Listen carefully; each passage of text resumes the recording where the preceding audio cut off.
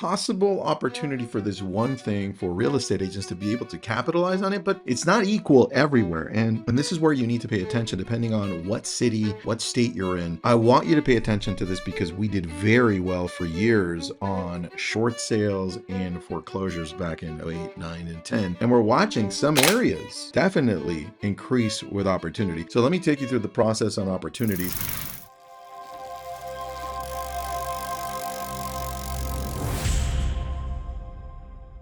I'm Tristan. This is your daily real estate. It's a podcast. It's a show. It goes on for about 10 minutes every single day. And I'm back. I've been gone for a little bit. Just had a really bad cough and was sick, but let's see if we can make this happen without coughing. Here's what we're watching. The amount of pre-foreclosures going up. The amount of people missing payments on their mortgage is going up. Foreclosures are going up, but it's not astronomical. When we take a look at the numbers, it's small in comparison to 08, 9, and 10. It's still concerning to see. And that's where the opportunity is, because if we approach this by understanding the different opportunities, the different challenges, the different processes that are involved for the homeowner, we can connect with them better. And if they've missed a few payments, if they've gone through a notice of default and they're going into foreclosure, you can definitely guide them better. And the opportunity is in just being there for them and explaining to them their options. So the first thing I want you to do, if you don't know what to do, because this is only a 10-minute show, I want you to go in ChatGPT, Claude, Gemini, Perplexity, wherever, and I want you to ask, what is a short sale? How does it work in my city and state? What's a notice of default? And what's the process of foreclosing on a property in my area? And then you get a better understanding of what it looks like, and you'll start understanding all the nuances, because this is what I want you to do. When you have the opportunity to help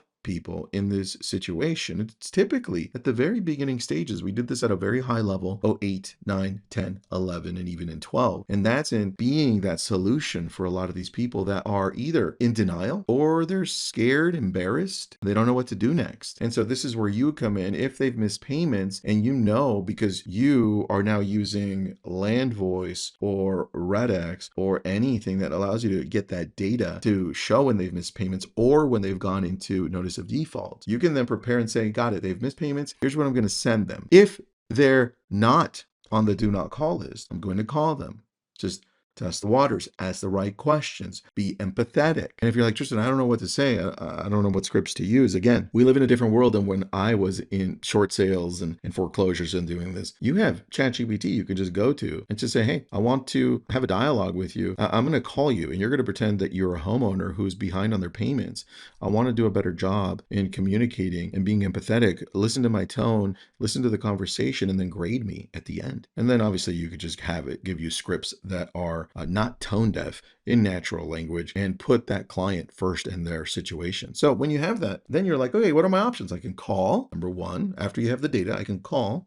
If you're able to, I can communicate with them in that way. I can stop by their home if it's not gated, right? I can call if it's not on the do not call list. And or I can also mail them. I can write a letter to them, can type up a letter. And that's a lot easier now in the world that we live in too, because you can have ChatGPT, depending on where they're at in this stage, you can connect with them where they're at. And it's not just one letter. It's not just one call. If you're going to call them, it's not just one pop by. It's a whole mess load of them. So if you're going to take this on as an opportunity, if you're in one of those markets where there's a lot more pre-foreclosures and people missing mortgage payments, then make a plan for this that involves calling, stopping by their home, writing letters, and here's the big one, social media.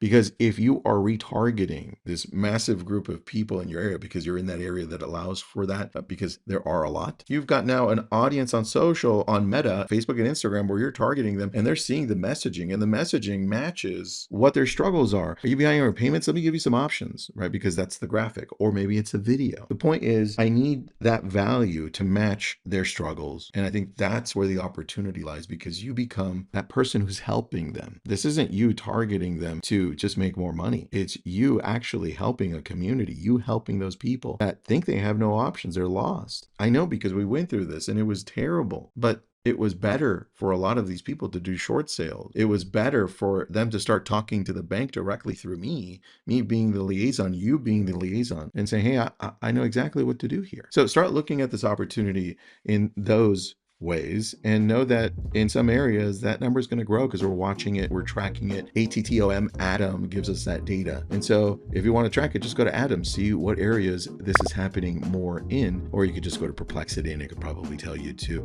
Anyway, if you found this useful, please share this with somebody else. Subscribe to the channel. Thanks for being here.